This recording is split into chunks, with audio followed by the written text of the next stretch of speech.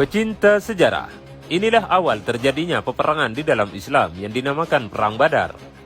Perang Badar terjadi tepat di tahun 2 Hijriah atau 622 Masehi.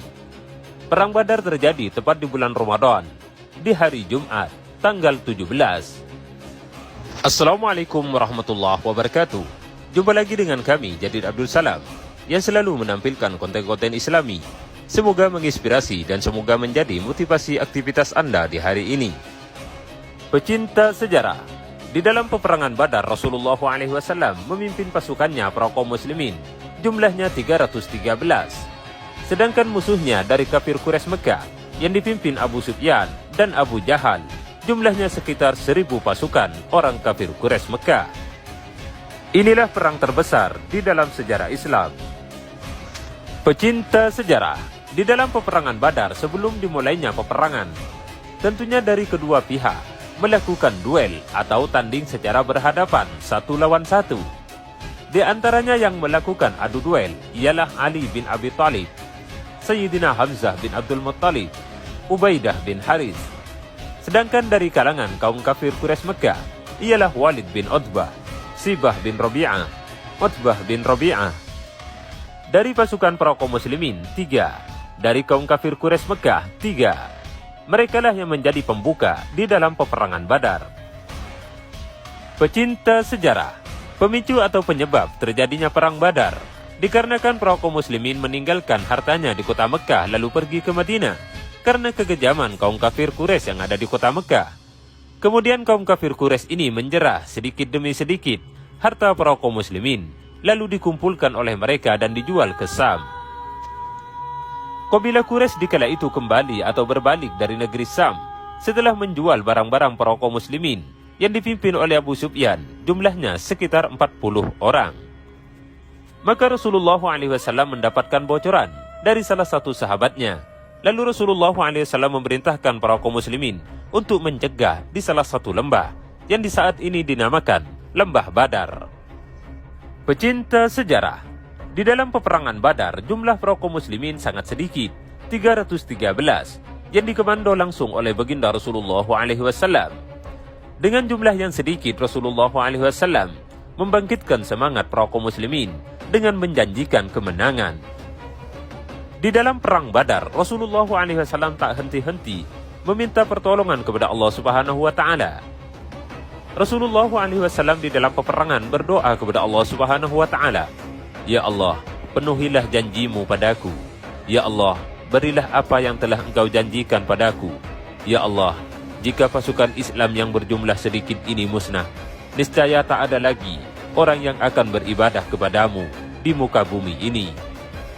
Itulah doa Nabi Muhammad SAW di dalam perang Badar. Pecinta sejarah, doa Rasulullah SAW diijabah langsung oleh Allah Subhanahu wa Ta'ala. Allah Subhanahu wa Ta'ala berfirman, "Ingatlah ketika kamu memohon pertolongan kepada Tuhanmu, lalu diperkenankannya bagimu. Sesungguhnya aku akan mendatangkan bala bantuan kepadamu dengan 1000 malaikat yang datang berturut-turut. Dan Allah tidak menjadikannya mengirim bala bantuan itu, melainkan sebagai kabar gembira, dan agar hatimu menjadi tentram karenanya. Dan kemenangan itu hanyalah dari Allah Subhanahu wa Ta'ala. Sesungguhnya Allah Maha Perkasa, lagi Maha Bijaksana." Al-Quran, Surat Al-Anfal, ayat 9 dan 10. Itulah peristiwa yang terjadi di dalam peperangan Badar. Allah Subhanahu wa Ta'ala menurunkan bantuannya atau bala tentaranya, para malaikatnya yang dipimpin langsung oleh malaikat Jibril alaihi salam. Di dalam peperangan Badar, persenjataan kaum muslimin pun terbatas. Bahkan pasukan muslimin hanya membawa 2 ekor kuda yang ditunggangi oleh sahabat Zubair bin Awam dan Miqdad al-Aswad. Kaum muslimin juga hanya membawa 70 ekor unta. Itu pun ditunggangi secara bergiliran atau bergantian. Pecinta sejarah, perang Badar disebut oleh Allah Subhanahu wa Ta'ala sebagai Yaumul Furqan, artinya hari pembeda. Hari Jumat terjadinya perang Badar. Hari menjadi hari pemisah antara kebenaran dan kebatilan, membungkam kesyirikan dan menghancurkan semua sarana dan golongan. Di dalam peperangan Badar, para kaum muslimin berhasil memukul mundur kaum musyrikin Mekah sehingga banyak yang terbunuh kaum musyrikin Mekah di dalam peperangan Badar. Jumlahnya sekitar 70 pasukan musyrikin, yang ditahan sekitar 70. Termasuknya ialah sepupu Rasulullah SAW yang bernama Uqail. Sedangkan dari kaum muslimin, dari pasukan baginda Rasulullah SAW yang gugur di dalam peperangan Badar, sekitar 14 pasukan muslimin.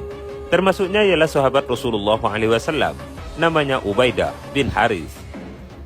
Itulah awal kemenangan para kaum muslimin di dalam peperangan yang dinamakan Perang Badar, dan awal kekalahan kaum musyrikin di dalam peperangan Badar.